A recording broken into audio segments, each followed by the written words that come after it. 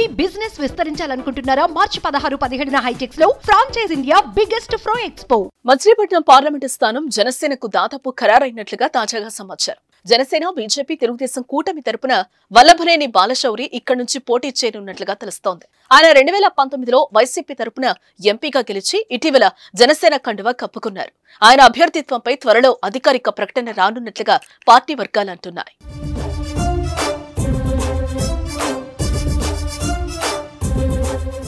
ఈ నెల మొదటి వారంలోనే మచిలీపట్నం ఎంపీ బాలశౌరి జనసేన పార్టీలో చేరారు. బాలశౌరికి జనసేన పార్టీ కండువా కప్పి స్వాగతం పలికారు పవన్ కళ్యాణ్. బాలశౌరితో పాటు ఆయన కుమారుడు అనిదీప్ కూడా జనసేనలో చేరారు. ఈ సందర్భంగా సీఎం జగన్ పై తీవ్ర స్థాయిలో విరుచుకుపట్టారు బాలశౌరి. సిద్ధం సభలో తానెప్పుడూ అబద్ధం చెప్పలేదని ముఖ్యమంత్రి జగన్ చెప్తున్నారన్న బాలశౌరి అదే పెద్ద అబద్ధం అంటూ విమర్శించారు. సిద్ధం అంటూ సభలు పెడుతున్న జగన్ పారిపోవటానికి సిద్ధమా అంటూ ప్రశ్నించారు. ఎక్కడికి పారిపోయినా జన సైనికులు మిమ్మల్ని వెంటాడుతారని అన్నారు. నాకు దేవుడున్నాడంటూ పదే పదే చెప్పే జగన్ దేవుడి తరపున వకాల్తా తీసుకున్నారా అంటూ సెటైర్లు పేల్చారు. 2019 ఎన్నికలకు ముందు అమరావతి రాజధాని చెప్పిన జగన్ అధికారంలోకి రాగానే మాట మార్చలేదా అని ప్రశ్నించారు. విపక్షంలో ఉన్నప్పుడు బ్రహ్మాండమైన రాజధానిని అమరావతిలో కట్టండి చెప్పలేదా అంటూ ప్రశ్నించారు.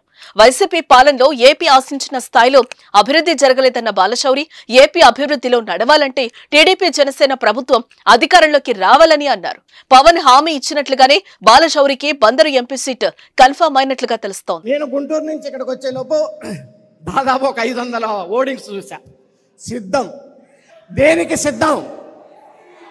పారిపోవటానికి సిద్ధమా అని చెప్పేసి నేను అడుగుతా ఉన్నా. కానీ ఇక్కడ ఉంది జన సైన్యం, వేటాడతారు అని చెప్పి ఈ సందర్భంగా నేను మనవి చేస్తా ఉన్నాను. ఆ లక్షణం పవన్ కళ్యాణ్ గారి దగ్గర నుంచి జన సైనికులు నేర్చుకున్నారు.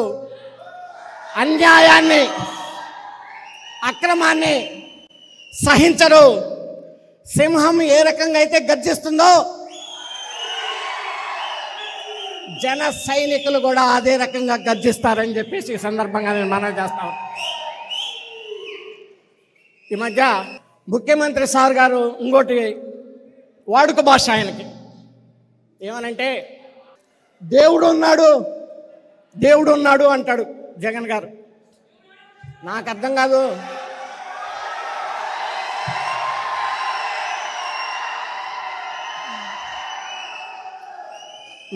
నాకు అర్థం కాని విషయం ఏంటంటే దేవుడు మీకున్నాడు, మాకు ఉన్నాడు.